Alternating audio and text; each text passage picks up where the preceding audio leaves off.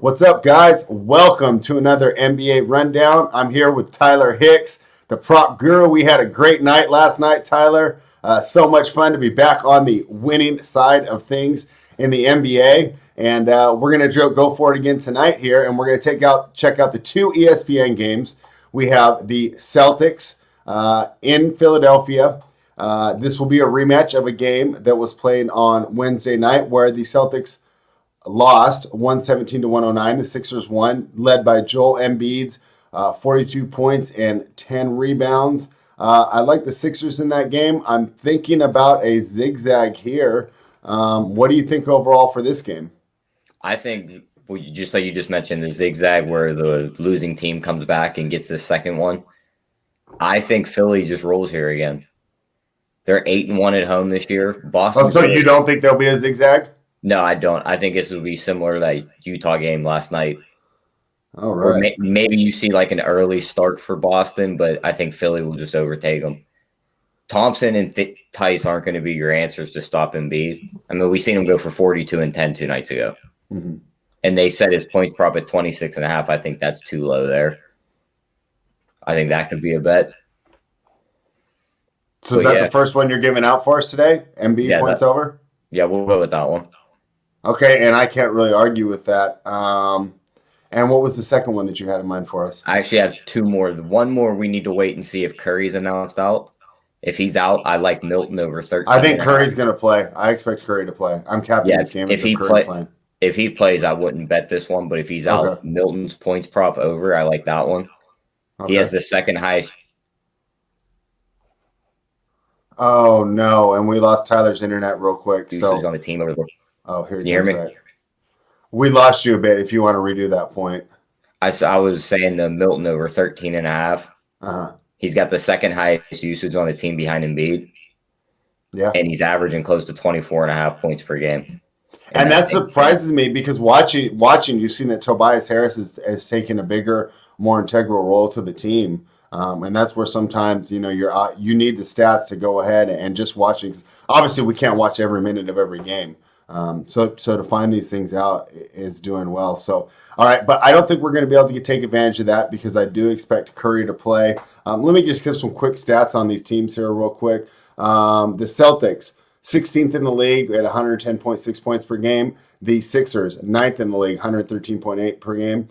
Points against Celtics, 110.1. So you can see they have a net rating of 0.5. Points against Philly, 110.3, so they're about 3.5 points higher. 46.8% field goal percentage for Boston, 47.4 for Philadelphia, and free throws are about average for the league, 73.9%. That's 22nd, but as you can see, it's not really too much to go higher because Philadelphia is 13th at 76.5. So average for the league is sitting there right around 75%.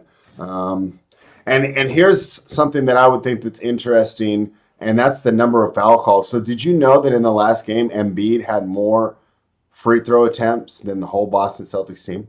I mean, that's ridiculous. Yeah. But, I mean, sometimes some refs just blow that whistle for certain guys. We see it all the time. And I think if you were going to argue that statistic, that showed an inequality in the game, going back and looking at the game, you can't say that those weren't fouls on Embiid. You would say that maybe more fouls should have been called on Philadelphia on the Boston side. But it was really hard to go and find, because obviously it was a big deal when it came out. Did you hear the Marcus Smart back and forth where he was complaining that he was flailing around? And then, of course, Embiid bounced back like, how can you get on me for flopping? Did you catch all that? Yeah, so... they did a little deep dive, went and watched a lot of these plays. They had great articles with the video to support it. And most of the foul calls on Embiid were correct. But my argument for the zigzag here would be that a lot of times when these things get brought up in the media, they do make an impact right off the bat. So if the Celtics get to the free throw line, a little bit more often here tonight, I think that could be the difference. And them covering the spread. So we're leaning opposite sides here. I lean the Celtics to bounce back. You like the Sixers to continue their roll. The total, 222.5. What do you think? Slight lean over, but no play on the total. I mean, you gave the numbers for what they're averaging. That's over what the total would be. But Right. I think this could be one of them ones where you get like a slower pace of playoff intensity towards like the late part of the game. Yeah, and I'll tell you what, so I lean the Celtics on my side, but I like this as the best play for the side and totals here. I like the over here as well. We saw how much? We saw 126 in the last game, or 226 in the last game.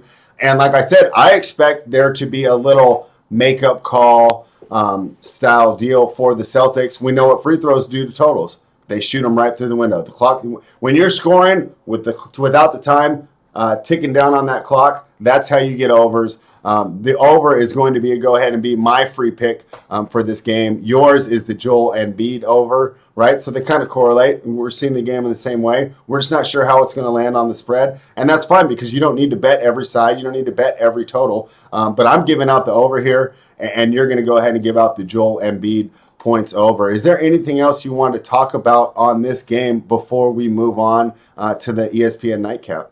I just have one more prop, and it's on the Boston side. Let's hear it. I'd love to hear it. Kemba Walker over 17.5 points. He's going to get a minutes increase tonight. Of course. He scored 19 points on 22 minutes last game. Exactly. In the 3 games he played Philly last year, he averaged 22 points.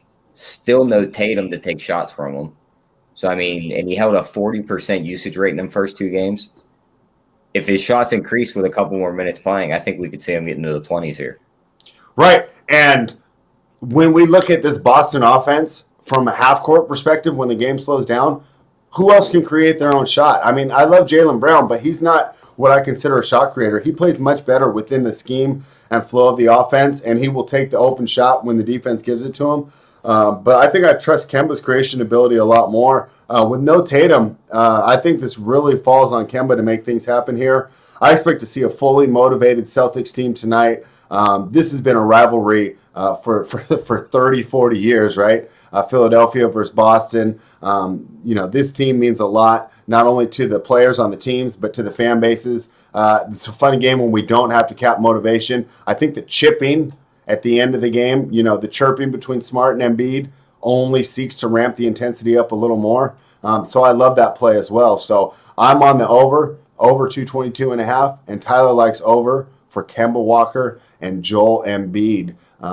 So there's 3. We already got 3 free picks. Hey, we're pretty efficient today. 3 picks in 8 minutes, right? I mean, this is how you get the pace going, right? We're not going to be like the Pelicans plodding up and down the court here. The next game we have tonight will be the Denver Nuggets as they head to Phoenix. They played once so far this year. It was on New Year's Day, so I don't like to take a lot out of those because, obviously New Year's Eve is a fun night to hang out. The Suns won in Denver 106-103. Michael Porter Jr. should be coming back for his first game, but he still has to pass all the COVID protocol, so that is not for sure. If Porter plays, Barton goes back to the bench. Otherwise, Will Barton will continue to start. Barton has started the last 10 games. Nuggets have been 6-4 in that time. Porter averages 19.5 points in the 4 games that he played. Tyler, I know that you didn't love this. I know you like the first game a lot more from a prop perspective, but right now I'm seeing that the line is -2 for Phoenix, and the total is 219. Do you want to go ahead and give me a lean here? I actually love the over here. Oh, do you? Okay. I think 219 is too short. I mean, Phoenix is averaging 112 points per game at home this year, and they're 3-1 at home. Right. Denver's 2-3 on the road and averaging 117 points per game. Right. That's 229. So that's 10 points over what the total set at. I think you see an up and down game here. Both teams ranked top 15 in field goal percentage. So, I mean, shots should be falling all night for both teams. I think they could soar over this total. Yeah, and this is an interesting spot pointing out this total because when I was coming in, I was thinking my free pick's going to be on the side. But you bring up a good point. Now, usually these totals are very easy to figure out when the line's not posted. You get the average of both teams, you add them together, and that's usually pretty close to what the book puts.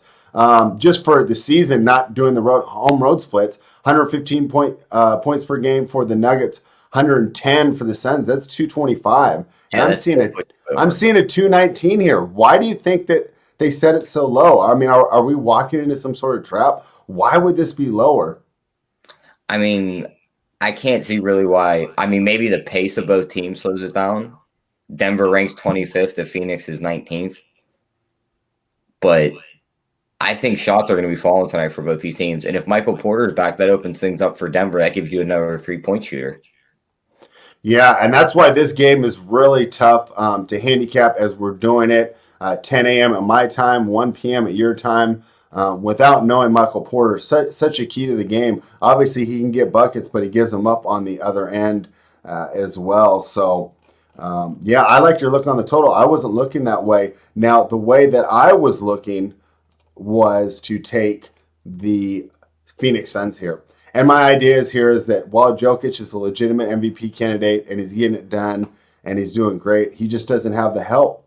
And I think some of the problem that we've talked about Jamal Murray not being the player he was in the bubble at first, okay, but he's got a reason. He has a bruised right elbow. He's wearing an elbow sleeve, and it's obviously bothering him. I think, gosh, I don't have the numbers in front of me. I think he's 19 of 55 for his last shot. So the ball just hasn't been going in for him. Unfortunately, they do not want to take him off the court. He's trying to play through the pain. He's trying to get it done. But when you're a player like Jamal Murray, that relies so much on the outside shot, and you got a bruised elbow, that is too much to overcome here. I like this Phoenix team. Phoenix started strong, and they've kind of fallen off a little bit, but I think this is a great get-right spot. I'm going to go ahead and give out the free pick of Phoenix -2. What do you think of my pick here, Tyler? Yeah, I don't mind that pick there. I mean, games close towards the end of the game. You'll have Chris Paul on one side to Jokic on the other, to where, I mean, Devin Booker's part of your X factor here, because if Jamal Murray's not playing well, Booker and CP3 should be able to take over this game late and win it.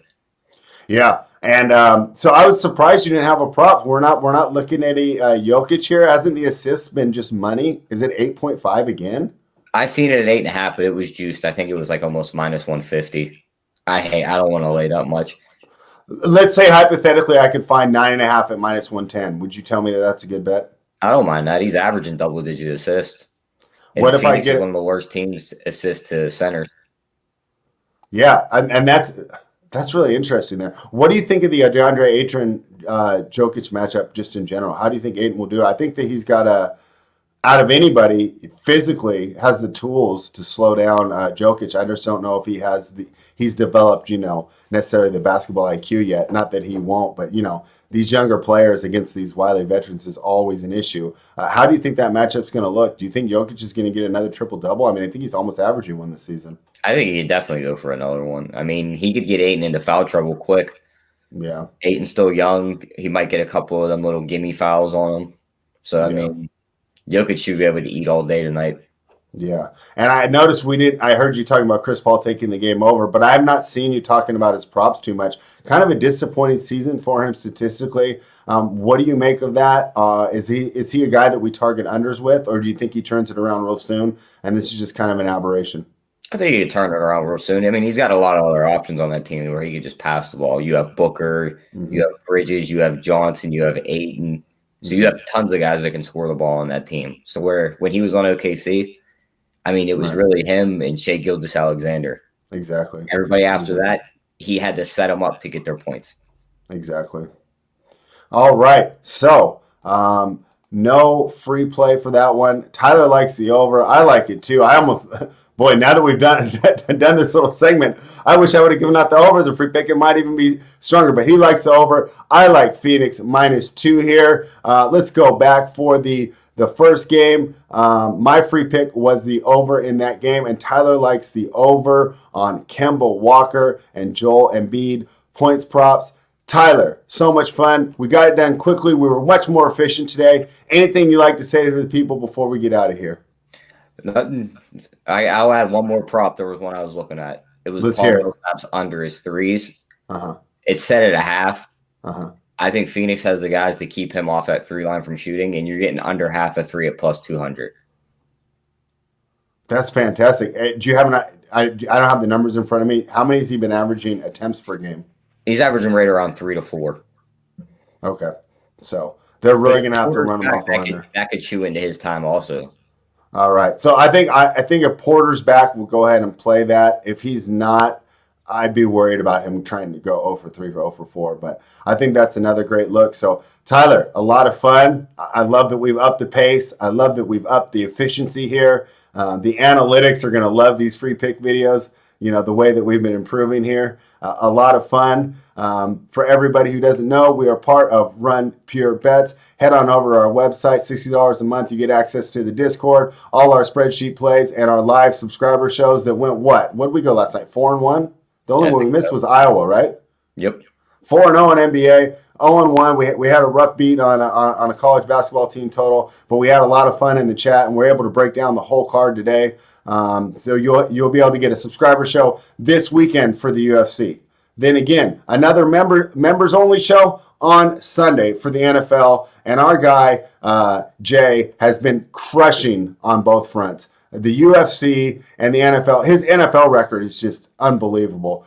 My only worry is it doesn't even seem sustainable going into next season. But hey, I'll take it now. I'll take those units in my pocket. I'll take that money in my bankroll. We will be back next week. We're going to give you more free picks, more free plays. But head on over to Run Pure Bets. Check us out.